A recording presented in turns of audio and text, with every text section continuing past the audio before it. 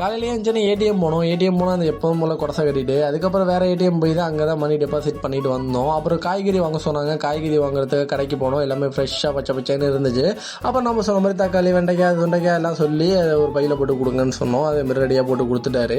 அதுக்கப்புறம் நம்ம ஒரு 1/2 லிட்டர் பால் பாக்கெட், ஒரு தயிர் பாக்கெட் வாங்கிட்டு சொன்னாங்க. அதுவும் வாங்கியாச்சு பக்காவா. அதுக்கப்புறம் நம்ம எல்லாம் எடுத்துக்கிட்டு வீட்டுக்கு போயாச்சு. வீட்டுக்கு போயிட்டு நம்ம ஒரு இடத்துக்கு போயிருந்தோம். அங்கே போயிட்டு ரிட்டன் வந்து ஆக்சிடென்ட் ஆகிட்டு, ஐ மீன் நம்மளுக்கு கிடையாது, வேற ஒருவங்களுக்கு ஆக்சிடென்ட் ஆகிட்டு, நம்ம அலட்சியமெல்லாம் போகாமல் பைக்கை நிப்பாட்டிட்டு அவர் எழுப்பி விட்டு தண்ணியெல்லாம் ப்ராப்பராக கொடுத்துட்டு அவர் வீட்டில் ஃபோன் பண்ணி இன்ஃபார்ம் பண்ணிட்டு தான் நான் எல்லாமே பண்ணோம்.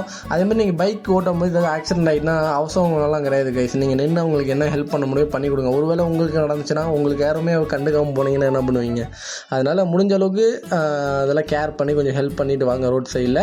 அப்புறம் இன்றைக்கி வந்தோடனே கார்த்திகை, அதனால் காக்காவுக்கு போய் ஃபஸ்ட்டு சாப்பாடு வச்சுட்டு வந்தோம். அதுக்கப்புறம் படையெல்லாம் போட்டுருந்தாங்க. எல்லாம் சாப்பிட்டுட்டு அதுக்கப்புறம் சாயந்தரமாக ஒரு டீயை போட்டோம். டீயை போட்டுட்டு அதுக்கப்புறம் நம்ம வந்து கொஞ்சம் படிக்க வேண்டிய வேலைகள்லாம் இருந்துச்சு. அது விஷயமாக படித்தோம். அது நைட்டு வந்து இட்லி சாப்பிட்டுட்டே முடித்தோம்.